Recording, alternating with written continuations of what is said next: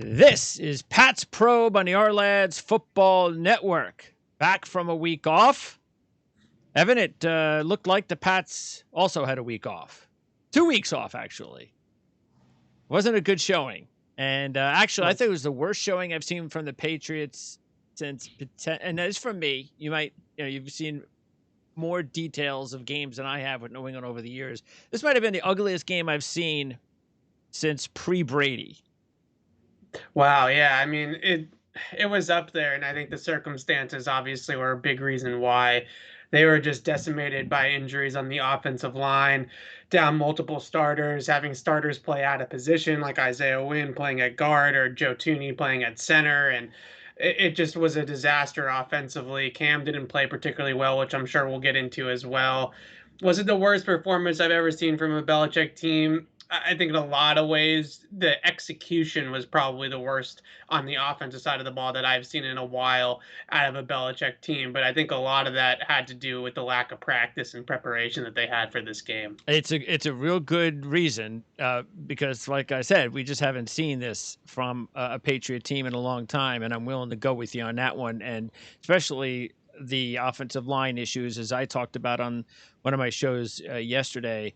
It just shows you offensive lines. I mean, the Cowboys are playing with almost 5 new offensive linemen. The Eagles are playing with 4 new offensive linemen. It's not easy, especially this offseason, the way it's been limited practices and so forth. Tell you what, let's go through the game first. Then whatever's left, we'll have more to talk about. Not that there was a whole lot of action going on during the games, but there were some details. You mentioned Wynn.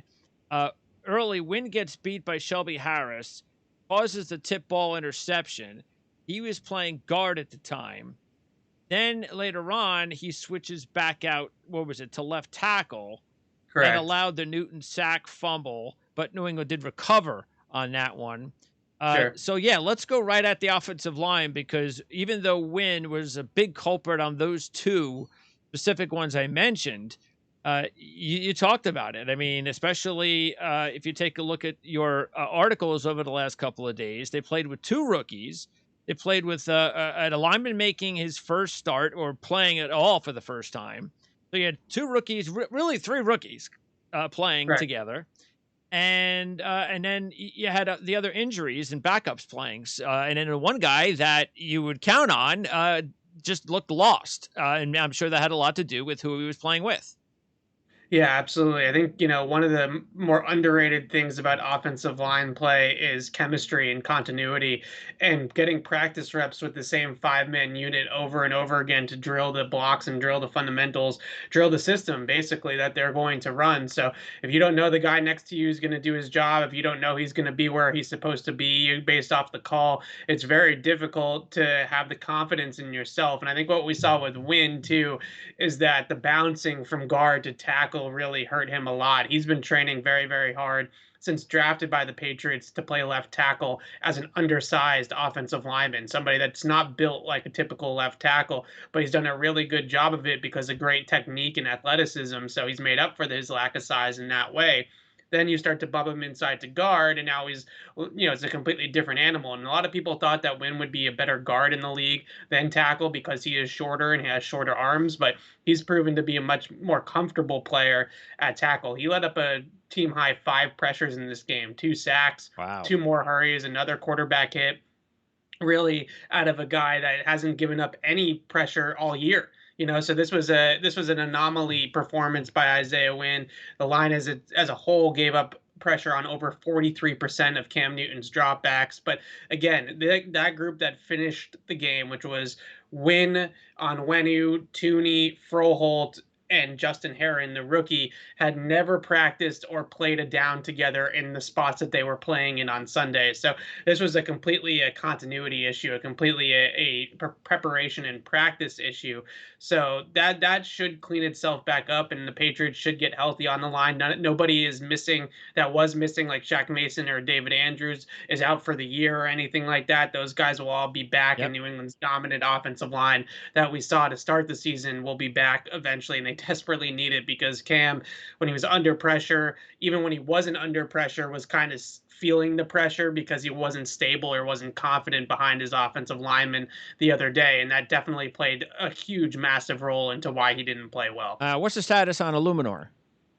Yeah, he had it looked like an ankle thing that he went through. We're going to find out tomorrow, I guess, if he's going to be able to practice or not. He's not on injured reserve. He's not been placed on injured reserve or season-ending injury or anything like that. So it's probably going to be a day-to-day, week-by-week thing with Illuminor. And, they've sort of been able to be interchangeable on the right side, whether it's Onwenu or Illuminor going into those spots and get good production out of both of those guys, specifically at right tackle when they're both healthy, or in playing, so that they actually have pretty good depth along the line. As bad as they played on Sunday, you don't expect to play three backups, two guys in the wrong positions that were starters and things like that. It was a definitely extenuating circumstances and not anything that you hope to repeat. It's interesting. We had talked about the poor.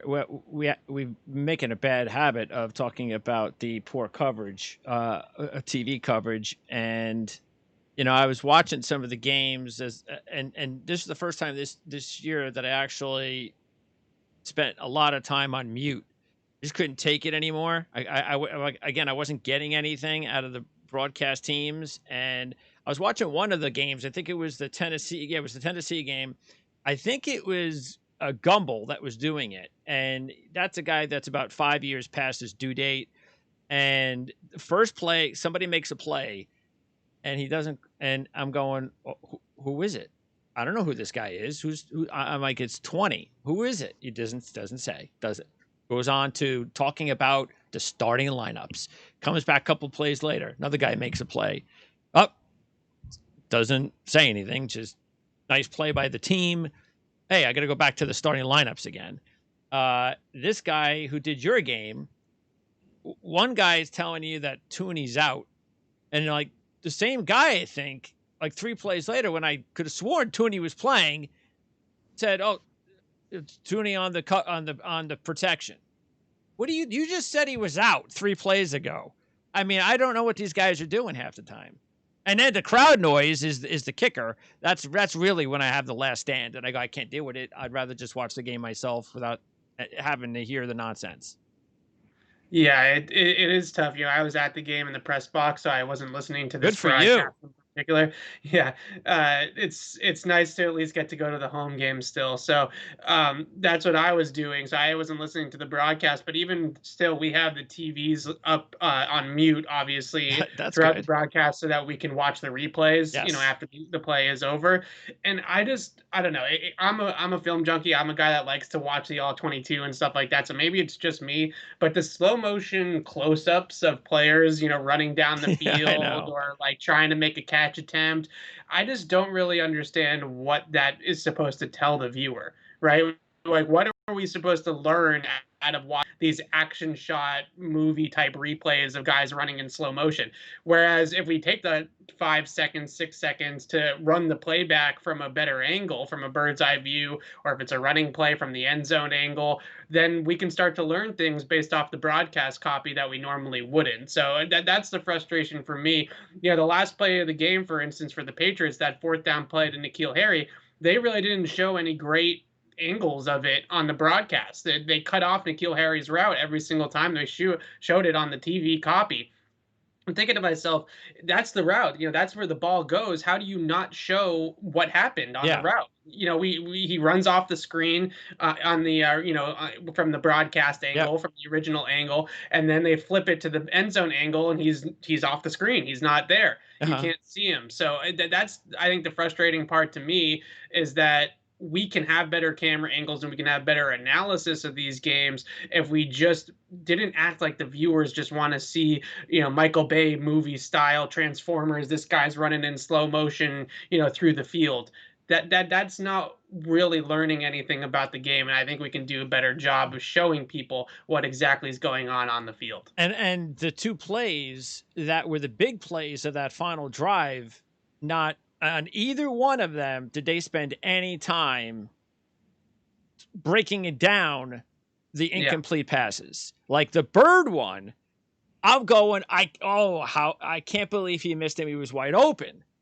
And they're not even talking about it. They're yeah, not even they're not even showing the same kind of emotion, or how can you not break that? They didn't even mention Bird's name on the play, just so you know. Didn't even That's a mention his good name. that's a good one too because it was a double move. It was a little stutter and go. And when I watched it originally on the broadcast, I just thought that Bird just ran right past the guy. I didn't realize that it was a double move. Then once I saw it on the all 22, I realized that it was a setup shot play on a double move for Cam to try to take a shot at the end zone. And it kind of put into context how big of a play that truly was because the Yep. Patriots had been kind of setting it up all game long. They had been sending Bird up the sideline and having him run stop routes or curls back towards the quarterback all game against off man coverage. And then finally, they dialed up the double move that they probably been waiting to call all game long, and Yeah. Cam misses it. Yeah. And so that really puts into context how big of an individual play that was, especially Yep. that late in the game. If he puts that ball in front of Bird, it's a touchdown, and the Patriots have the lead. And also, then at the end of the game, we talk about, of course, the last pass and the Harry play. I mean, and I don't know. I mean, you tell me if you have been able to find out if who was to blame, because you normally see that happen, especially in fast motion, and you're thinking, "Oh, it's just a bad pass by the quarterback. What is he doing?" I mean, Harry's move was inside. Newton's throwing the ball 5 yards to the outside. It just seems like it's a bad pass.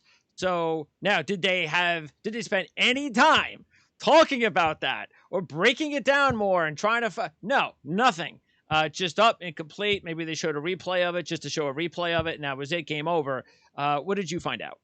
Well, the interesting thing about this is, first of all, I reacted to this right after the game, and I regret tweeting what I tweeted a little bit because I blamed it on Harry without none of us can know for certain whose fault it was at fault, right? We don't know the play call. We don't know if the route is locked, which means that he's just running a curl. But the way that I looked at it is that the defender was playing inside leverage against N'Keal Harry on the play because it was a cover zero blitz, right? So that means that the positioning of the cornerback is inside shade. He's inside N'Keal Harry's frame, not towards the outside protecting the sideline, right? So when I saw that in the Patriots offense, everything converts based off the leverage from the defensive back. If the defensive back has outside leverage, and he's going to break inside. If he's inside leverage, he's going to break outside. That's their basis of their entire offense, so that they can prevent receivers from running into coverage, because the last thing that you want to do is consistently have receivers getting cut off by guys that are out leveraging them in the middle of the field. So what do? They run opposite leverage. They break opposite of leverage. So the way that I saw the play, and again, I don't know the play call. There's no way for us to know 100%, but the way I saw the play was that Cam saw the corner inside shade on N'Keal Harry. He expected N'Keal Harry to break out. N'Keal Harry broke in, and the ball went the wrong way. And when you really look at it, the ball where it ended up where N'Keal probably would have been if he had broken out on the route instead of in. So that to me is a football reason why that ball went where it went, and not necessarily just chalking it up to, oh, it was a bad throw. It happens. Let's move on. So I'm again, I don't know who's to blame. I can't say it was 100% N'Keal Harry, but it felt like, based off of the alignment of the cornerback and way Cam Newton threw the football, that he was throwing it off the leverage and N'Keal cut inside instead of outside. And the bottom line is it just showed you once again how the offense was just completely off. In a normal situation, that is an easy pass to make. And not only does Harry pick up the first down, if he can get by one guy, he could score a touchdown, and that could be the game winner. Right. The mechanics, as you mentioned in your articles, were completely off for Cam. Definitely, you throw in lack of practice and COVID. There was no question about it. He had it, and so he didn't get an opportunity to practice as much as he would like. Maybe this is just a one game thing. He'll be back to playing a little bit more like we know Cam can play next week. But wow, he was bad, and the top to top everything off, the offensive line had all their issues. It was, then it shows you, and it's also something you pointed out. It shows you how much the lack of skill position talent on this team gets magnified, and and this is what happens when you have all those three things working against you. You have a dud of duds. Right. And I want to make 2 points. First of all, I think that N'Keal Harry play really sums up something that Cam talked about a lot after the game, and you can see it all over the tape.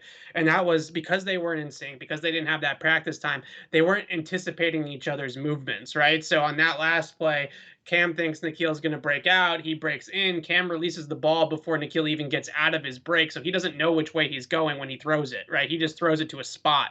And he's just hoping that N'Keal Harry is going to end up in that same spot, that, and they're going to see the field the same way. And they didn't. And I think a lot of that has to do with communication and practice time and that sort of thing. And when you look at some of the other misses that Cam had, all of it was timing. It was all, the receiver's open. Cam takes a little bit too long to pull the trigger. Now he's not open. That's the NFL. These windows close extremely quickly. This is not college or high school football where a quarterback can stand there in the pocket, stare down a receiver for 3 seconds, and still be able to throw the football, Yep. because these defenders close those windows really quickly. So especially in a Patriot style offense, it's very timing based. If you don't come out with the football when the ball is supposed to come out to the open man, the whole thing gets thrown off. And I think that was a big reason why we saw them struggle, was with timing, anticipation, Cam just sort of being in sync with his receivers and with the play call.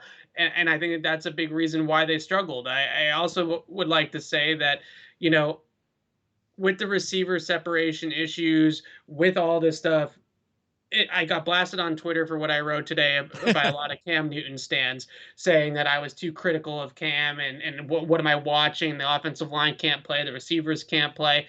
Here's the thing. If you kind of line up the 5 to 10 plays that probably had an open receiver where Cam Newton didn't make the throw, Yeah.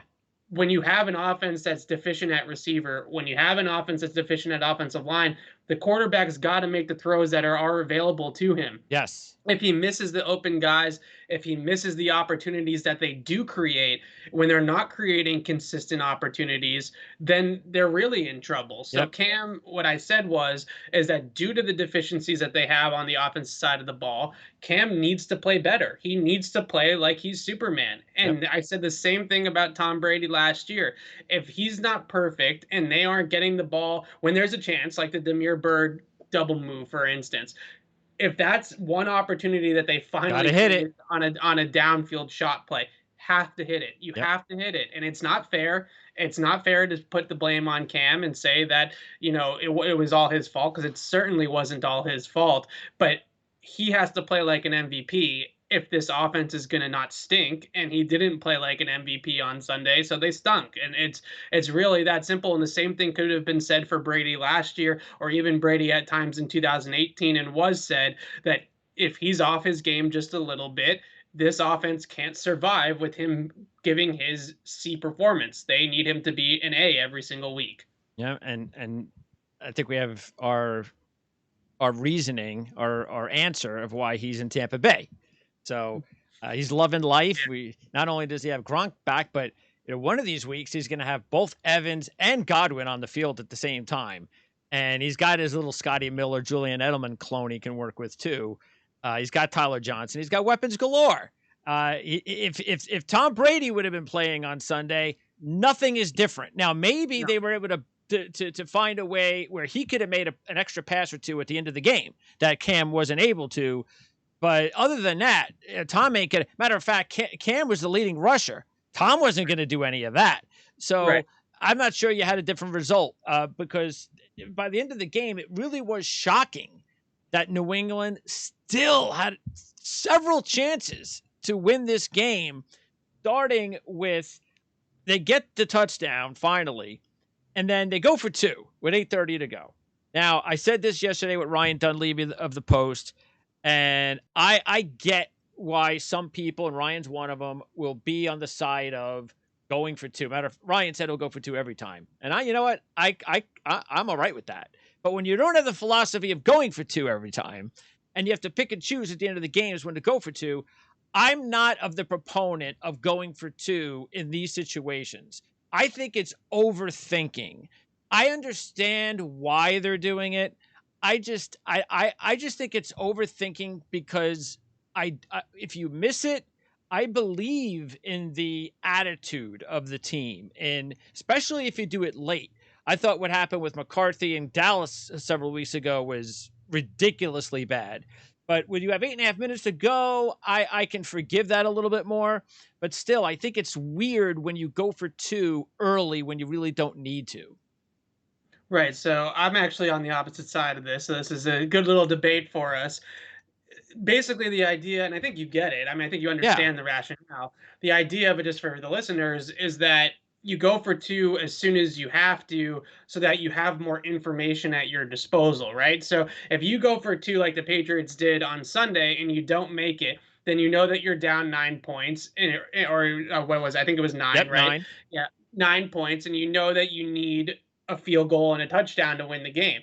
Whereas if you go for one there, and then you score another touchdown, and then you have to go for two to tie the game with 0 seconds left on the clock. If you don't make it, it's game over, right? You Oh you yeah, just you absolutely. lost. Yes.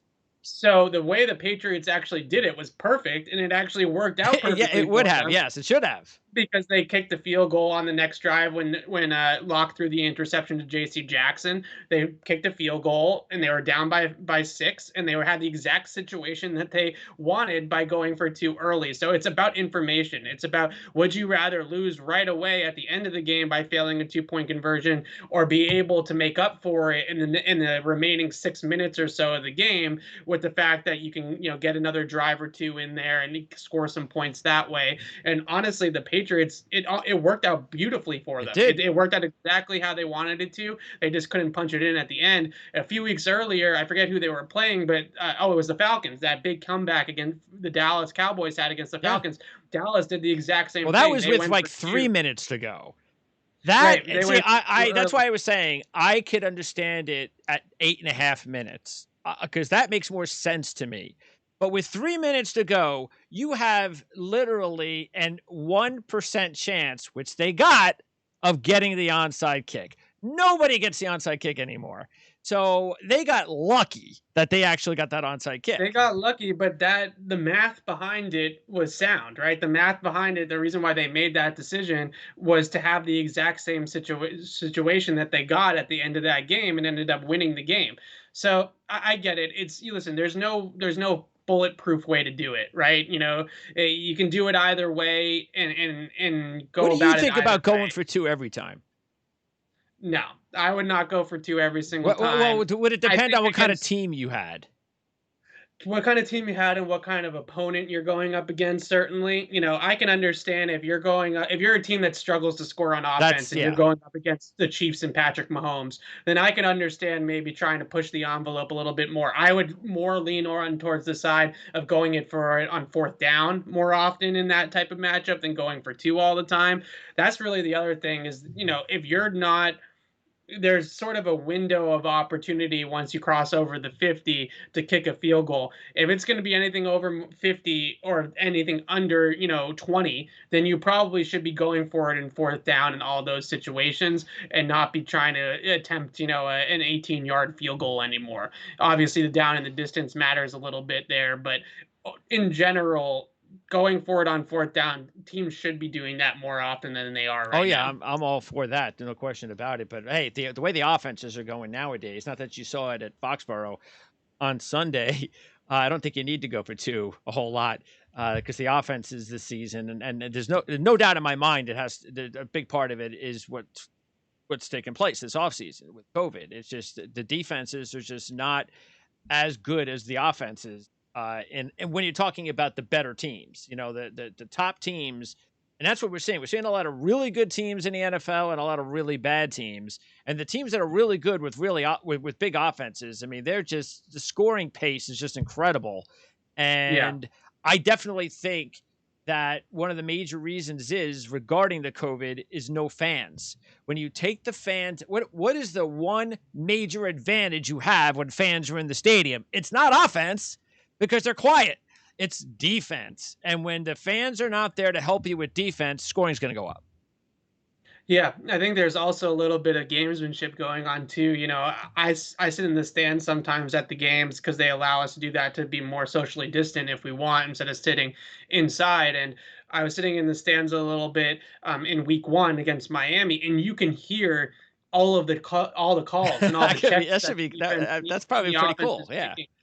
Right, it's really Yeah. cool, but I'm not allowed to report Of anything that's course. said, Yeah. obviously. But it's really cool that you can hear that, but that also means that the opponent can hear it Yeah, as that's well, right. right? Yeah. So I am sure that Bill Belichick and all these coaches are having their players listen to what the offense is saying and trying to use that later in the game.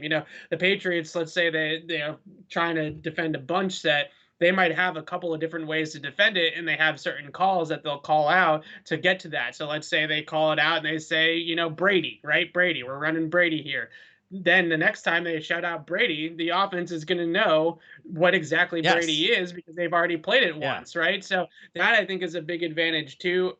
The offensive side of the ball is lighting up the world, though, for the most part, not in New England or on Sunday between either Yeah. team, quite frankly. But it's definitely a difficult ask right now for defenders, I think, because of a lot of the reasons that we just spoke about. All right, now let's talk about some other details, and that let's get back to the skill position issues with the team because, again, it was wow, it was more than apparent on Sunday that the Patriots continue to have these issues. I know Harry is like the main target because he's the shiny newest toy, the most expensive toy being a first round draft pick, and there's nothing else really around to compare him with. So he's the guy, and if he doesn't step up like a lot of these other receivers have this season in this incredible class, then you can imagine why there's frustration in New England fans.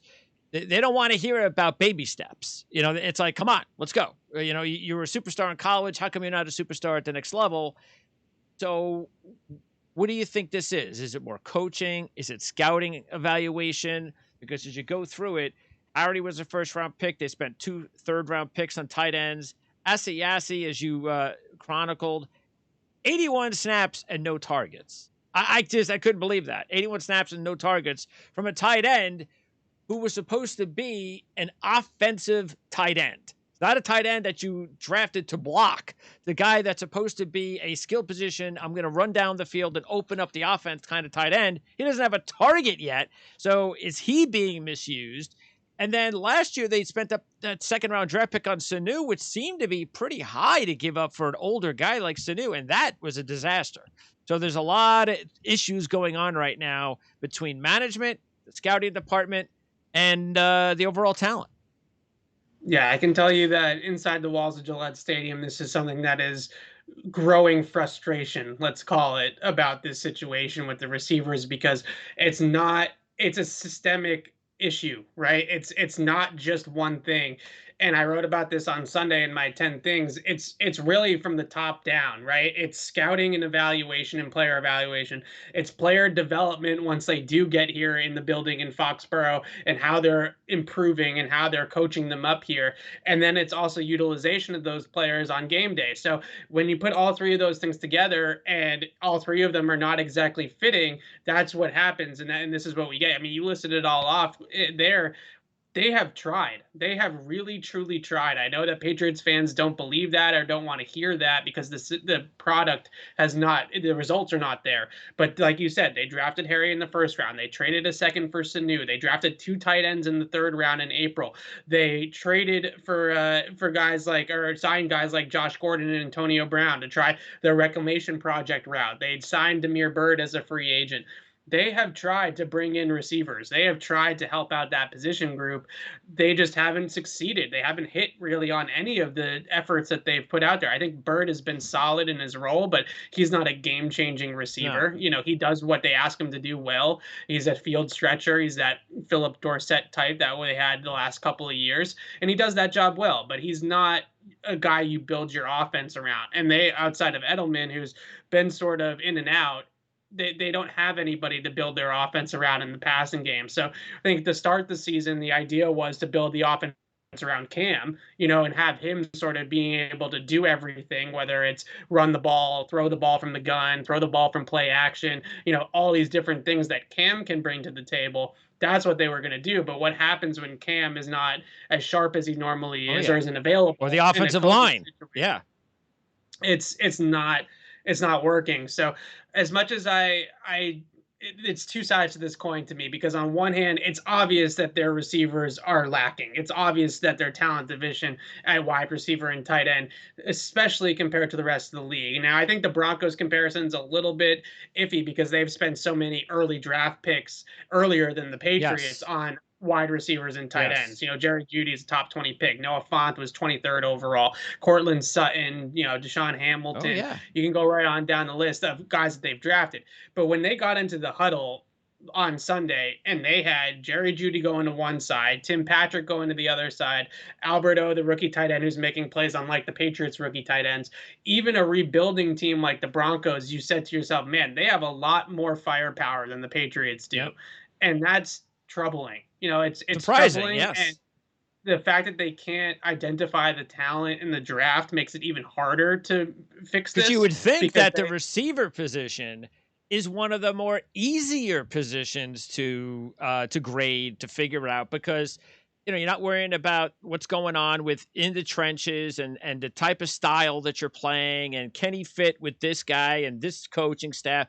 Hey, if you can run fast and catch the ball, you're going to be pretty successful in any system. And it's just surprising that the Patriots haven't been able to hit on any of these guys in years. Yeah, I think the biggest difference is, Belichick would actually disagree with you and say that it's really hard to scout I receivers know. from college to the pros. Obviously.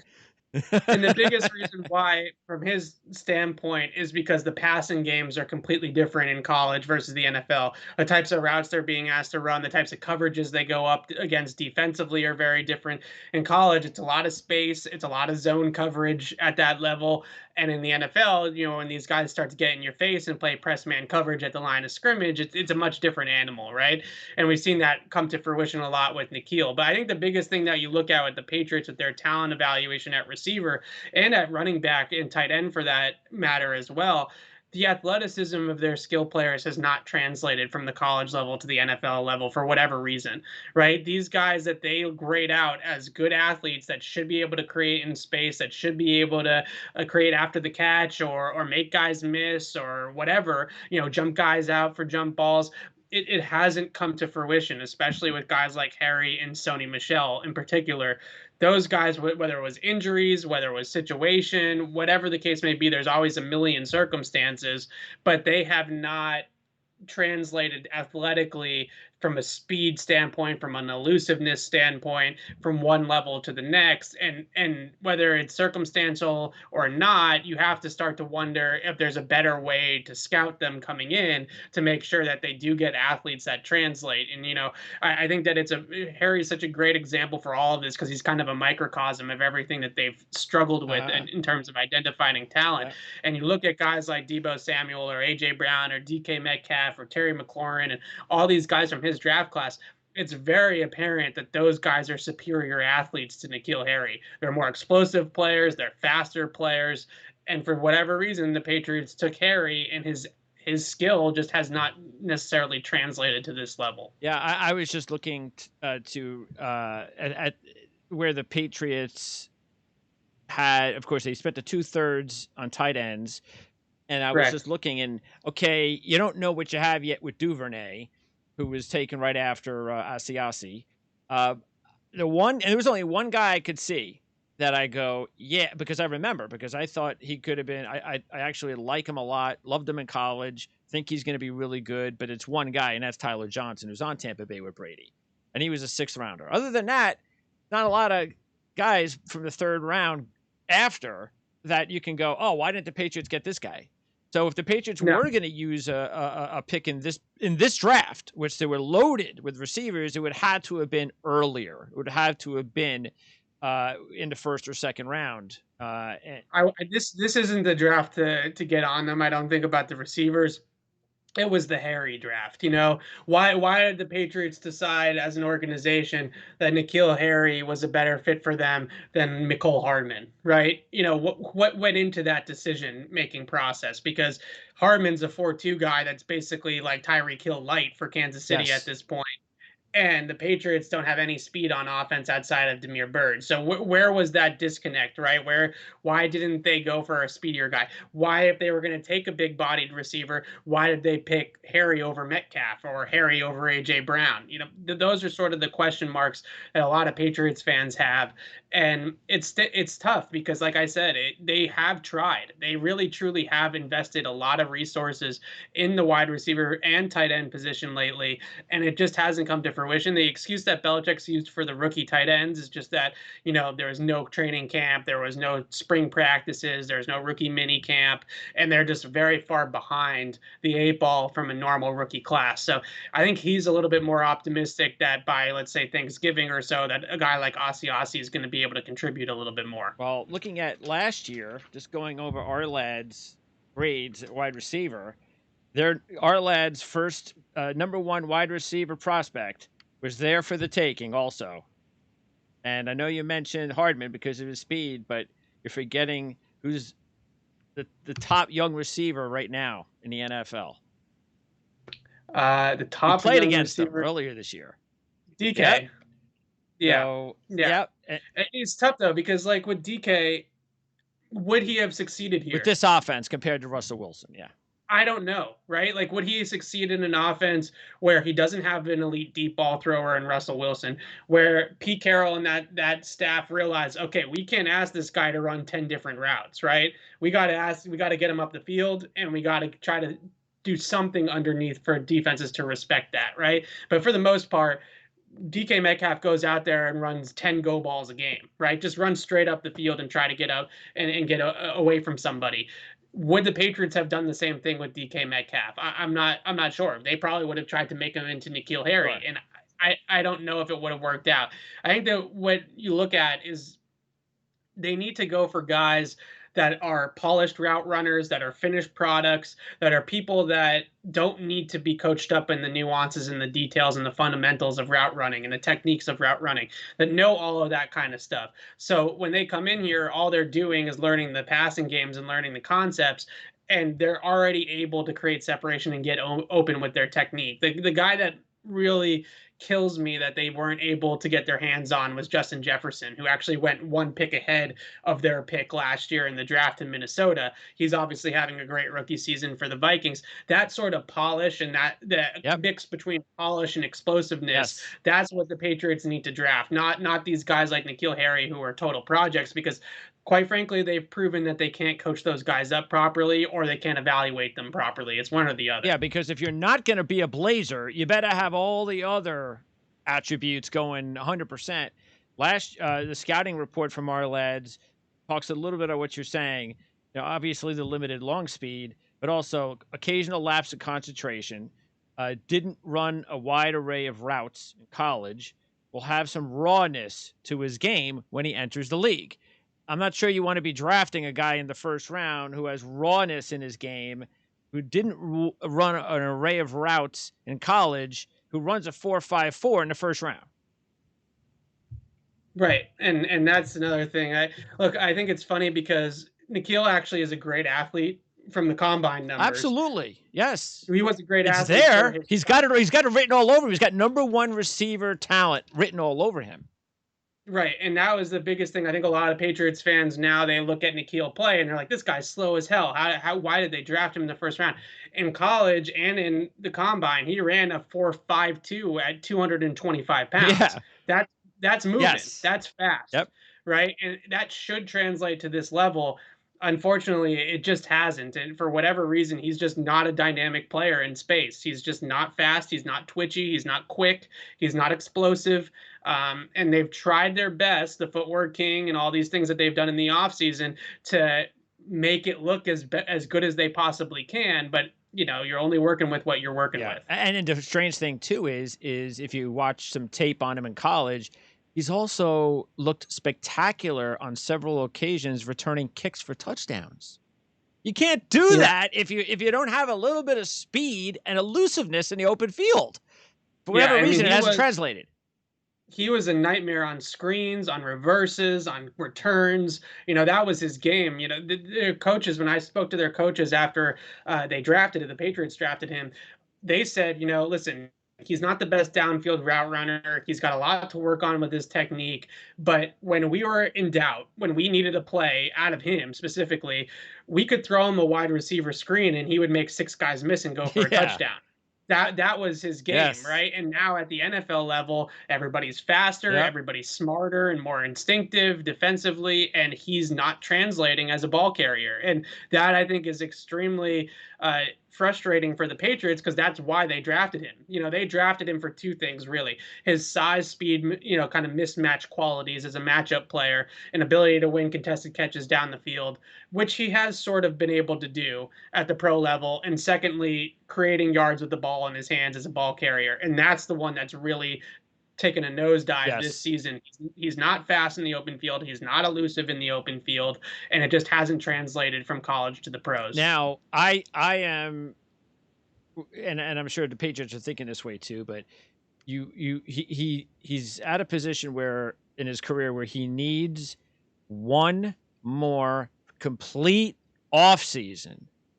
And if Cam's back next year, the entire off season, him and Cam and whoever else wants to go spend some time together, get to practice as much as often. So you find some, a way to understand each other's tendencies and so forth. But the kid needs another offseason because everybody was stripped of that this offseason. So I look at next offseason as really his second real offseason because it would be. And next year is going to be the big year. Next year is going to be the make or break year for N'Keal Harry. I know the fans are probably sick and impatient, and they're probably going to think if he doesn't get any better by the end of this year, he's a bust. But I believe that the real grade on Harry will come next year. Yeah, I don't think Patriots fans are going to wait No, that they're long, not going to. No. but I can understand that. I think the most frustrating part is, like I've been saying, is just his athleticism just isn't No, translating. yeah, that's He's just. not Do you fast. think that though that has something to do with confidence as well, or maybe he's I'm sure. overthinking because I get. I think that the overthinking thing is very true because I've spoken to a lot of former Patriots wide receivers, in the past for articles and whatnot and just research and stuff. And the one thing that they always say to me is that when you first get here, you actually end up playing really slow because you're thinking so much about where you're going, Yes. right? And it gets in your head. So what I would like the Patriots to do, and this isn't their offense necessarily, but I would just like to see them lock some of his routes a little bit more. Just say, N'Keal, you're not running an option route here. You're not reading off based off of leverage. Just run straight. Just run Yeah. a go. Just run a crosser. Just run a dig. Just run an in cut, right? Just do what we're telling you to do and don't worry about leverage and all that kind of stuff. Just beat the guy in front of you and run the route that you need to run to, or get into the zone pocket, or whatever the case may be based off the coverage. I think what happens a lot of the time with these types of receivers like N'Keal, it happened with N'Keal, it happened with Chad Jackson, who they drafted extremely highly all those years ago. Aaron Dobson was another one. They're thinking too much, and they're not allowing their physical skill and their athleticism and their size and their speed to translate because all they're doing is thinking. And maybe there is some element of that going on with Yeah. N'Keal, certainly.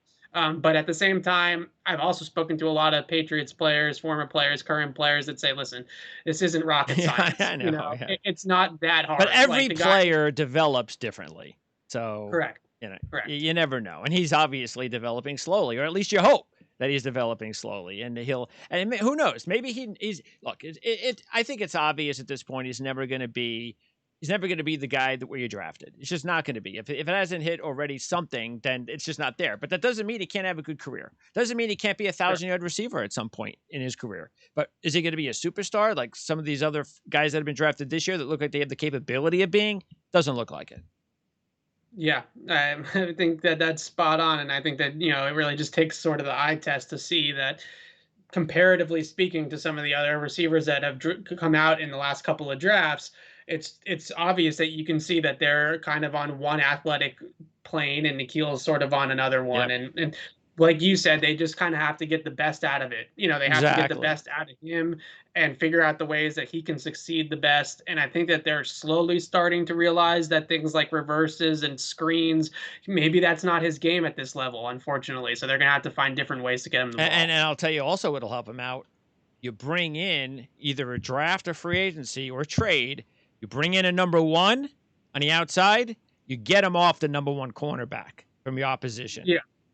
Yeah, that's certainly another thing too that I think is getting talked about a little bit now because it's hard because Demir Bird's actually been really good as a field stretcher for them, but he's not a game changer, as I said No. earlier. So if they could get somebody that could take the top off the defense, like Nikhil had a lot at Arizona State when he was playing with guys like Ayuk and stuff like that, they had guys that were burners that would take the coverage down the field and allow Nikhil to operate at that intermediate level where he's more comfortable, and they don't necessarily have that guy that's pushing the I'll coverage give you one consistently. if you want to. If you want to trade for him, you won't have to give up much. Are we talking John Yes, Ross we now? are. I know, and that's bad because I don't Yeah, like John Ross. I I'm a big proponent in that trade because I was a big John Ross guy, and coming were out, you I think that really? injuries, Yeah, the injuries. I You're think right. The injuries were combination of devastating. injuries Yes. and playing for the Bengals, I think really killed his Yeah, career in a lot of ways. So when you get traded as a player like John Ross, who's a top 10 pick, when you get drafted by a team in the top 10, you have one set of expectations, right? Then when you get traded to New England for a sixth round that's pick, right. the expectations here are very That's different, right. right?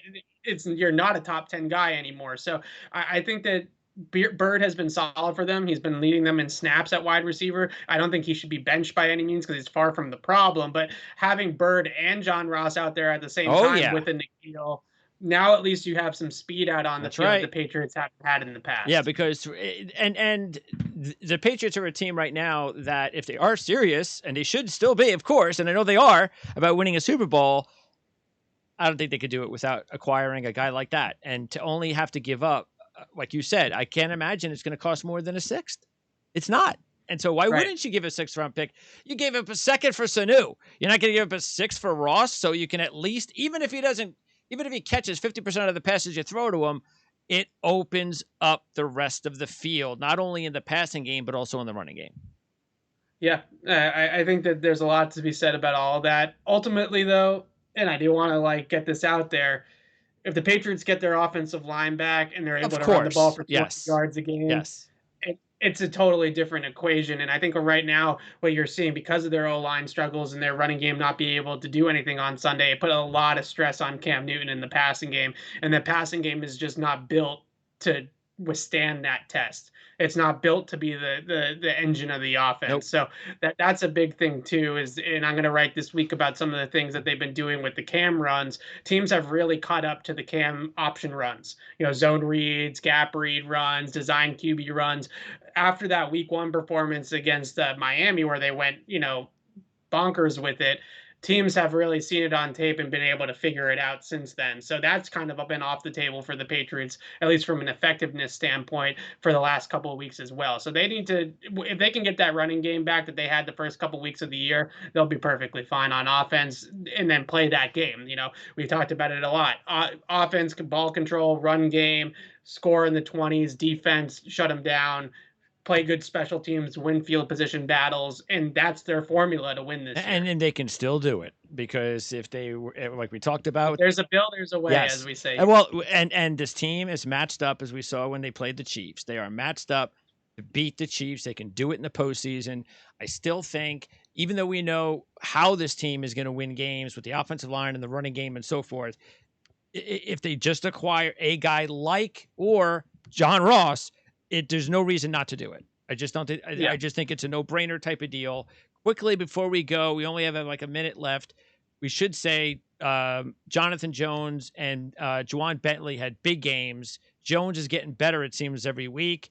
And then Jimmy G returns to Foxborough, so the crowd should just go crazy with Jimmy G and his return to Foxborough.